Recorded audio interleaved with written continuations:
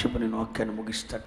పరిశుద్ధ గ్రంథంలో నుండి అపోస్తలుల కార్యాలు 7వ అధ్యాయం 39వ వచనం. ఇతనికి మన పితరులు లోబడనులక ఇతన్ని త్రోసివేసి తమ హృదయములలో ఐగుప్తునకు పోగోరిన వారై. ఈ మాట అందరండి, తమ హృదయములలో ఐగుప్తునకు పోగోరిన వారై. అందరనండి, దేవుడు వీళ్ళని ఎక్కడి నుండి బయట తీసుకొచ్చాడు? ఐగుప్తులో నుండి 430 సంవత్సరాల నుండి ఐగుప్తులో బానిసలుగా ఉంటుంటే, ఆ 430 సంవత్సరాల నుండి ఐగుప్తులో బానిసత్వంలో ఉన్న ప్రజలను దేవుడే ఒక సేవకుని పంపించి అతని ద్వారా సూచక్రియలు అద్భుతాలు చేసి ఐగుప్తు అనే దాస్యములోండి వారిని విడిపించి వారి ముందు సముద్రములను రాజమార్గములుగా మలిచాడు దేవుడు. పగలు మేఘస్తంభమై, రాత్రి అగ్నిస్తంభమై వారి ఆకలి తీర్చడానికి పరలోకం అన్నాయి, వారి దప్పి తీర్చడానికి బండ నుండి వచ్చిన జీవజలమై, అన్ని తానై వారి జీవితంలో అద్భుతాలు చేశాడు. తీసుకెళ్ళి కనాను దేశం తీసుకుని వెళ్తుంటే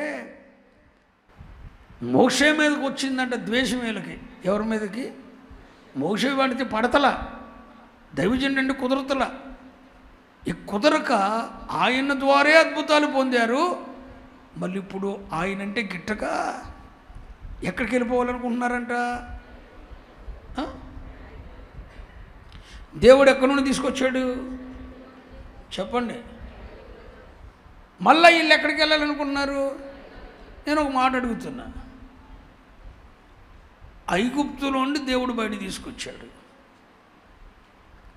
కానీ వీళ్ళు మళ్ళీ ఎక్కడికి వెళ్ళాలనుకుంటున్నారు అంటే వీరి హృదయాల్లో గతం చెప్పాలి.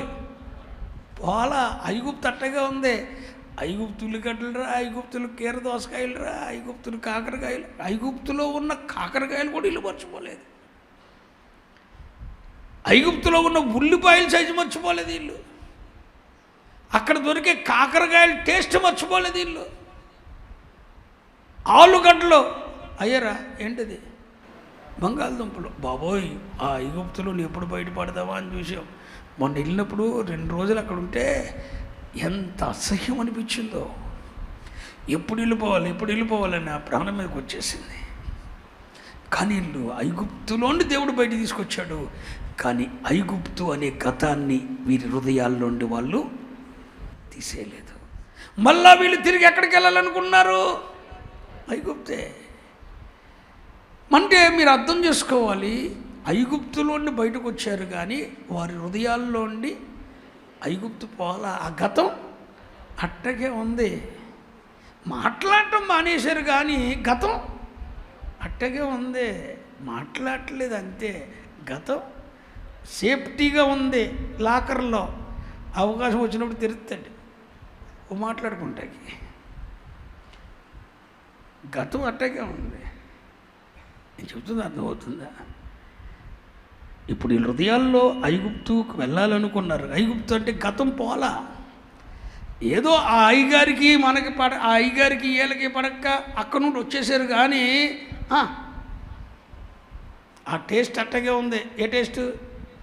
మా అయ్యగారు నన్ను ఎట్ట చూసాడో తెలుసండి. ఈ అయ్యగారి దగ్గరకు వచ్చి మా అయ్యగారు ఎంత ప్రాధాన్యత ఇచ్చాడో తెలుసండి అంటే ఏంటి? మీరు ఇవ్వట్లేదని అర్థం. ఇదివరకు అక్కడ మా స్థానం ఏంటో తెలుసండి అంటే ఏంటి? ఆ స్థానం ఇక్కడ దొరకట్లేదని అర్థం.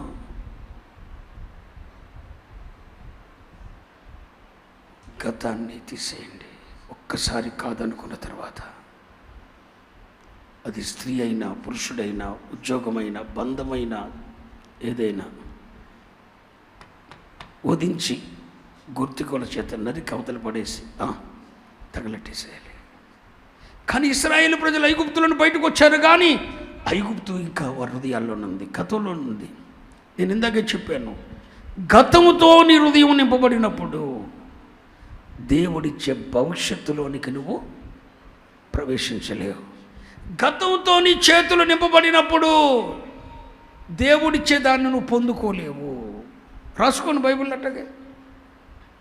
గతముతో నీ చేతులు నింపబడినప్పుడు దేవుడిచ్చే దాన్ని నువ్వు పొందుకోలేవు. చేతులు ఖాళీగా లేవుగా. అడుక్కున్నాడు వచ్చారు, పెడతాకి ఇష్టం లేక చేతులు ఖాళీగా లేవు అంట. ఏమైనాయో అంటే ఏంటంటే ఇంట్లో లేవంటే లేకుండా పోతాయేమో, ఆడేమన్నా అడుక్కున్నాడు ఆమెనంటే వీడికి లేకుండా పోతాయేమో, చేతులు ఖాళీగా లేవు అన్న ఆడనాలి. ఏమని? ఖాళీగా లేకుండా దాస్య పనులు చేసుకోండు కాక అని.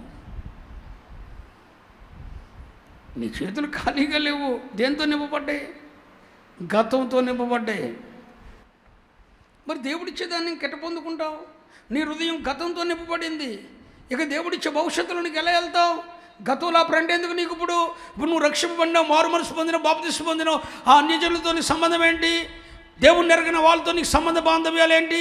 ఆ అన్యజనుల ఇష్టం చొప్పున నడుచుకోవడానికి నీకేం పని? వెలుక్కి చీకటికి సంబంధం ఏంటి?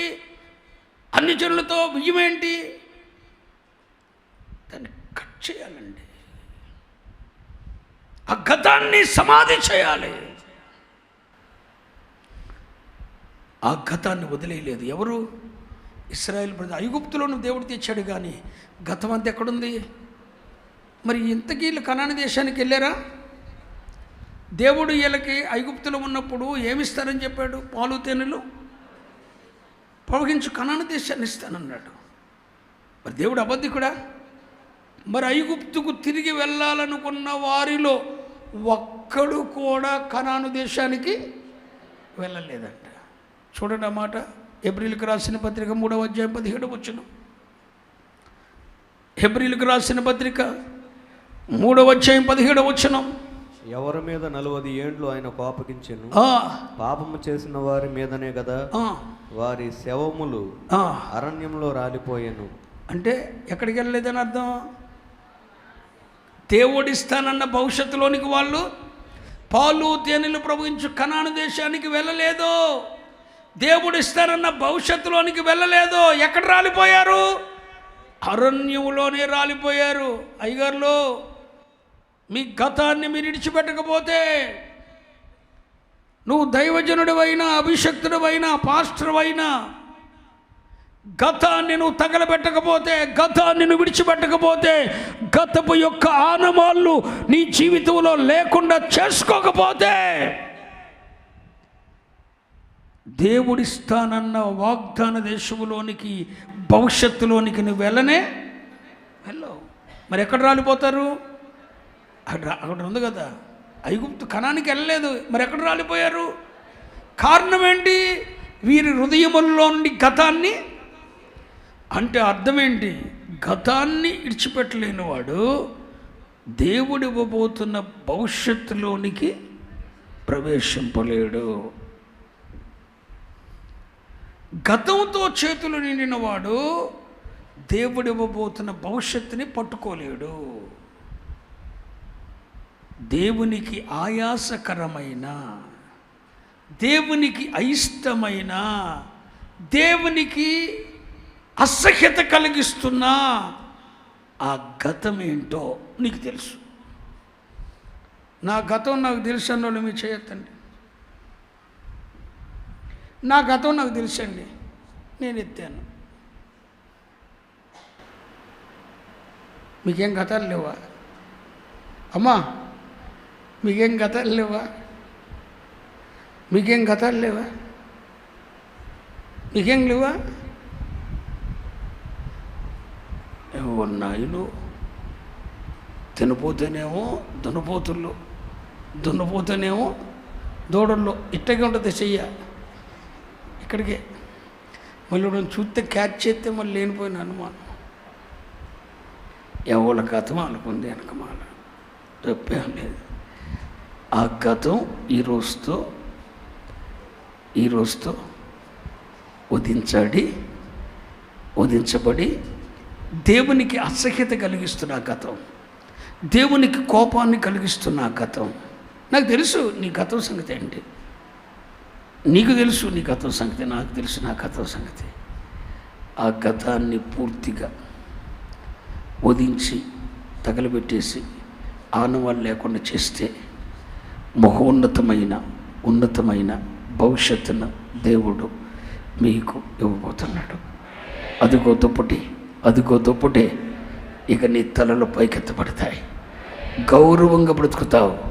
10 మంది నీకు సాగిలు పడతారో, రాజులు నీ పాదధూళి లాగుతారో. నువ్వు లేకపోతే పని కాదు నాయనా, నువ్వే రథానివి, నువ్వే గుర్రానివి, నువ్వే రథానివి, నువ్వే రౌతువి, అసలు నువ్వు లేకపోతే కథ నడవదు అని రాజులు రాణీలు వచ్చి నీ పాదధూళి నాగుతారు. అట్లాంటి కృప దేవుడు మంచి భవిష్యత్తు దేవుడిని కాబోతాడు. ఆ భవిష్యత్తులోనికి వెళ్ళాలనుకున్నవారు ఈ మొదటి రాత్రి గతాన్ని వదించి తగలబెట్టేయండి. దాని ఆనవాళ్ళు కూడా లేకుండా చేసేయండి. అర్థమైందన్న వాళ్ళు 2 చేతుల పైకి ఎత్తేసే స్తోత్రం చెప్పండి.